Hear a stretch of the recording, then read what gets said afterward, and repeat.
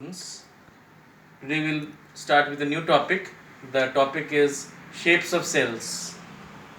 In the previous classes, we had discussed about prokaryotic and eukaryotic cells, multicellular as well as unicellular organisms. I hope the concepts are absolutely clear to you. Now, taking those concepts in mind, we'll go to the next topic, which deals with various shapes of cells. Now, in the slide given here, you can see that we have round shaped cells, spherical, oval, spindle shaped, and branched type of cells commonly found. Now you can see examples of round shaped cells. You can see the human ovum or the fat cells. They are a bit round. The fat cell, I would rather call it oval in shape. The blood cells and the ovum cells, they are round in nature. Now talking about the spherical cells, spherical and round, they almost go hand in hand. Not very much difference. The basic difference between round and a spherical cell is round is in 2 dimension and the spherical will be in a 3 dimension structure. The third is oval, as I just said. The fourth is spindle shaped. The spindle shaped cell, the example of spindle shaped cell is mentioned here. Spindle shape means broad in the middle and tapered at the ends. Broad in the middle and tapered at the ends. At the ends it is pointed, you can see here. So this is an example of a spindle shaped cells. Other cells can be branched, you can see here. Branched type of cells, the bone cells and the nerve cells, they both are branched. You can see branches coming out of the cell.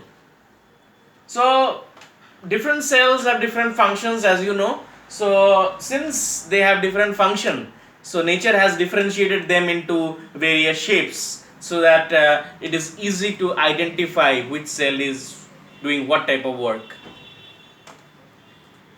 Next we'll go to the cell organelles. The organs present inside the cell or the main parts of the cell are called as cell organelles. Now among them you have that entire list of cell organelles. You will find all these organelles inside a cell. Now again, if you classify cells, you will see that you have an animal cell and a plant cell. There are many parts of a cell which may be present in an animal cell, may not be present in a plant cell, or present in a plant cell, may not be present in an animal cell. So basically we'll start with the first one. The first is the cell wall.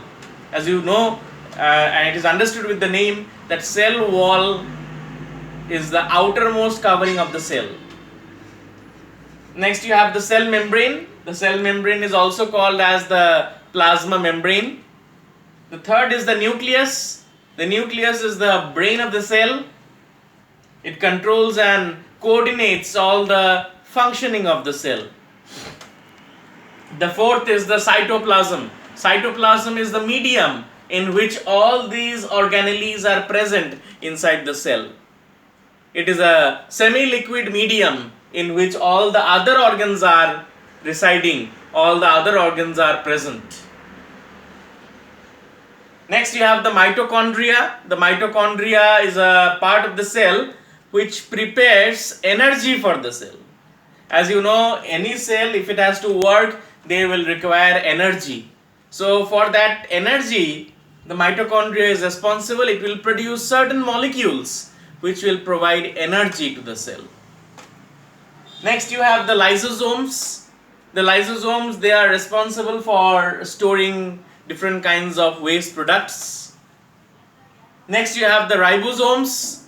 The ribosomes are important in the process of protein synthesis. Again, I would like to emphasize that protein is necessary for growth. If you don't have proteins in your body, you will be unable to grow. So for growth, protein is important, and proteins will be produced by the ribosomes of any cell. Next you have the endoplasmic reticulum. You can see here a big name with a short form ER. It is the endoplasmic reticulum, and they serve as packaging materials. Say protein is produced in one part of the cell and it is required in another part. So from one part to another part, they will be sent by the endoplasmic reticulum. So basically the transportation of materials, packaging of materials, it will be done by the endoplasmic reticulum. Again, the next organ that you have is Golgi apparatus, which is also called as Golgi bodies, almost similar in function to the endoplasmic reticulum. And lastly, you have the plastids.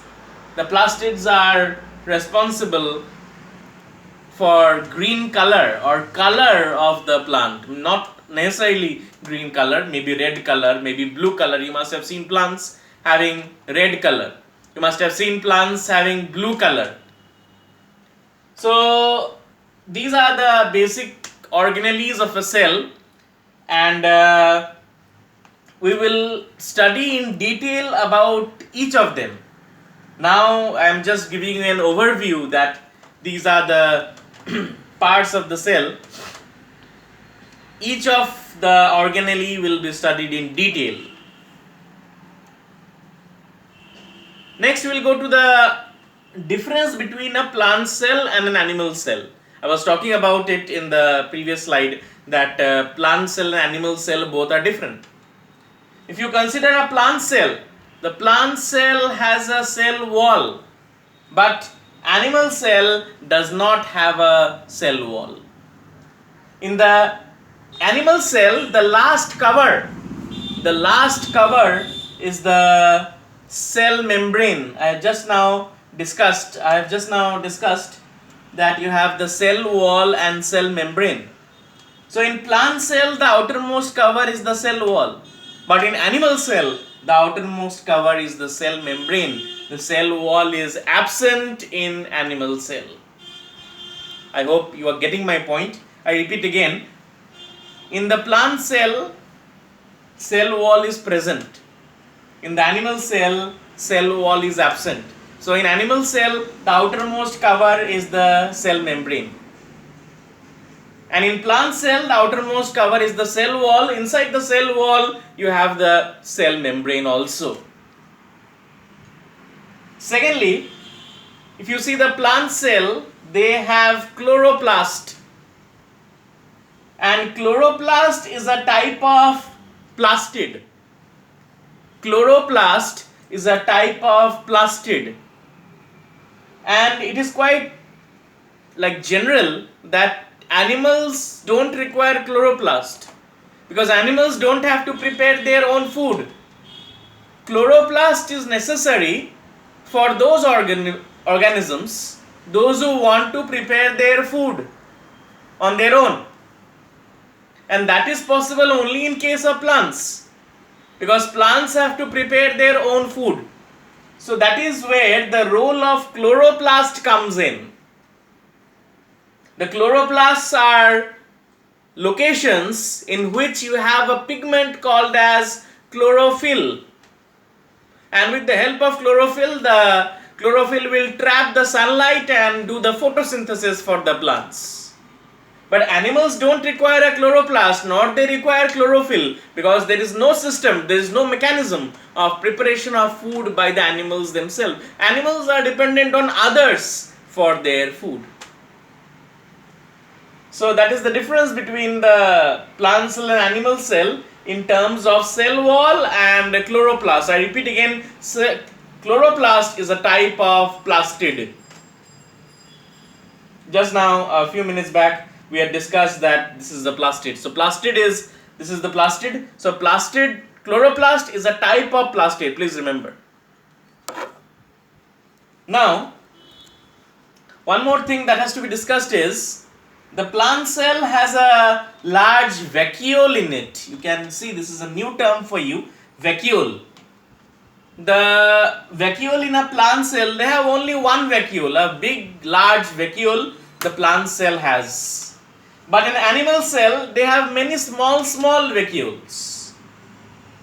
Now this vacuole, actually it helps in storage of waste product, as well as it provides shape to the cell.